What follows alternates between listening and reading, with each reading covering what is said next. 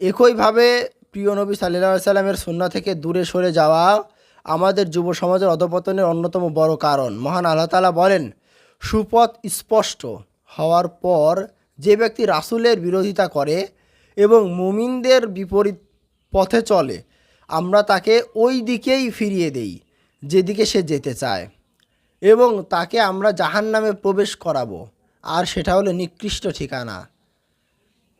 সূরা নিসা 4 নম্বর সূরা 115 নম্বর আয়াত। মানুষ যেদিকে যেতে চায় আল্লাহ তাআলা তাকে সেদিকেই যাওয়ার সুযোগ করে দেয়, মানে সহজ করে দেয়। আসলে আমরা চেষ্টা করি সৎ পথে চলার। আল্লাহ তাআলা নিশ্চয়ই আমাদের পথকে সহজ করবেন ইনশাআল্লাহ।